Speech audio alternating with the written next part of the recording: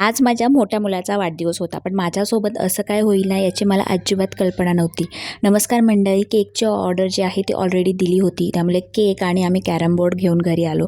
मुलं तर खूप खुश झालेली. घरी आली तेव्हा डेकोरेशन खूप छान झालेलं.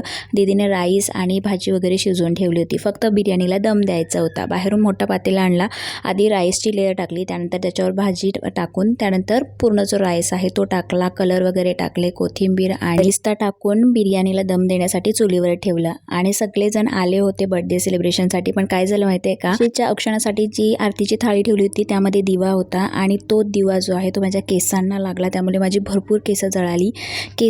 त्यासोबत जर ती आग माझ्या साडीला जर लागली असते ना तर मी पूर्ण जळाली असते. आहोने हाताने ती केसांची आग विझवली. आणि त्यानंतर ना हर्षित पण मला 2 वेळा बोलवायला आला. अजिबात माझं मन नव्हतं जायचं सेलिब्रेशनसाठी, पण माझा मुलगा माझी इतकी वाट बघत होता की मी ते दुःख बाजूला ठेवून सगळ्यात पहिले तर बर्थडे सेलिब्रेशनसाठी आली. हर्षितचं औक्षण केलं, त्यानंतर अगस्त्याचं औक्षण केलं आणि हर्षितसाठी जो कॅरम बोर्ड आणला होता तो त्याला गिफ्ट दिला आणि मग बर्थडे सेलिब्रेट केला. Happy birthday to you, happy birthday to you, happy birthday dear Harshit, happy birthday.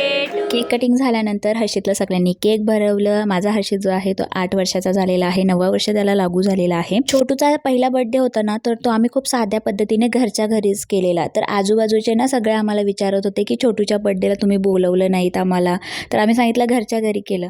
मग ते विचारत होते की बोलवायचं मुलांना तरी बोलवायचं, तर म्हटलं आता हर्षितचा बर्थडे आहे ना तेव्हा सगळ्यांना बोलवू. तर सगळ्या मुलांना आम्ही आज बोलवलं होतं आणि अशा प्रकारे हर्षितचा बर्थडे आम्ही साजरा केलेला आहे. त्यानंतर केक दिलं आणि लगेच मुलांना जेवायला दिलं, कारण लहान मुलांना खूप भूक लागते. तर फ्रेंड्स, असा होता आजचा दिवस. Bye bye and take care.